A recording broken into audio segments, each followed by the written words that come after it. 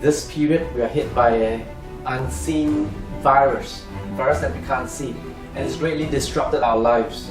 But instead of looking at the rain like a storm, we gotta find a way to be resilient and go out there and play in the rain. Whatever life hits us with, we just make the best out of it. We're not going to trivialize the situation. We know people have lost their lives, and people have lost their livelihoods. Unemployment is at a record high, and I'm not going to trivialize that. But as human beings, we adapt because we are survivors. Because once we lose the spirit, we've lost the fight.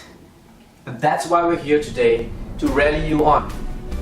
That human beings will come out victorious once again. I'd like to start off by sharing with you this motivational story. Last year, I was invited to speak at the Global MDRT in Florida.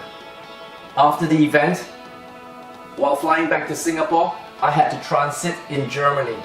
I planned my connecting flight, Lufthansa to Singapore Airlines. The gap was about 2 hours. And I said, 2 hours, no problem. Definitely, I can make it. Not knowing that the connecting flight is in another terminal or another building. And I had to go through 2 immigrations. Going out of immigration and coming back into immigration. That took quite a while. And by the time I was about to clear the second immigration, the departure sign says last call. Singapore Airlines, last call. And there were about 100 people in front of me in the queue.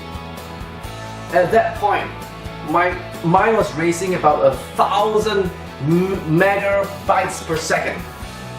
And I realized this: if I don't get onto the plane, I will not be going home. I will not be going home to my family. I'll be stuck in a city which I'm unfamiliar with. I don't even have my luggage with me, and who knows when the next returning flight to Singapore was going to be. In that split second, I need to make a decision. Get out of my comfort zone and step up and do something about the situation. And what I did next was so uncharacteristic of me. I stood there and I made a public announcement. I said, "Excuse me, everyone." And the people turned to me. 100 faces, they look at me, and I said, I need to get on my flight and it's the last call. Is it okay if you allow me to cut your queue? Because if you don't, I'm going to miss my flight. And then I look at them. They all look at me. But one American guy said, "Hey, come on buddy, come, take my queue." He was about partway through the queue, the 50 queue.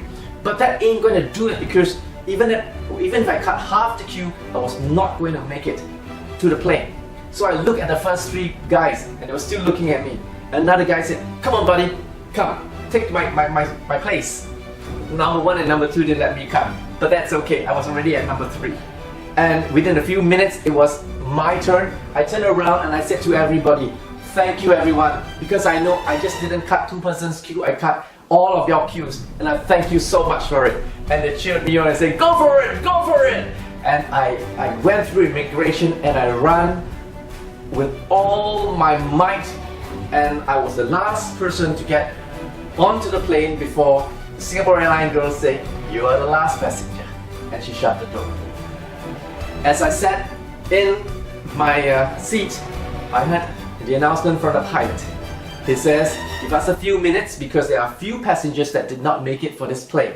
9 passengers did not make it to this plane, and as a safety precaution, we got to offload their luggages. And I was thinking, I probably was the only one who made it, and 9 people didn't make it. 1 out of 10 is the top 10%. I was top 10%.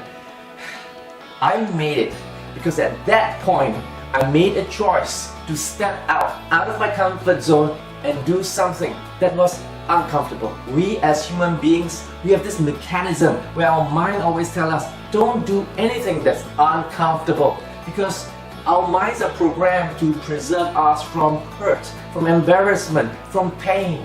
But sometimes you need to step up and you got to do what's uncomfortable to achieve what's pleasure. And because of that, I was able to go home and be reunited with my family.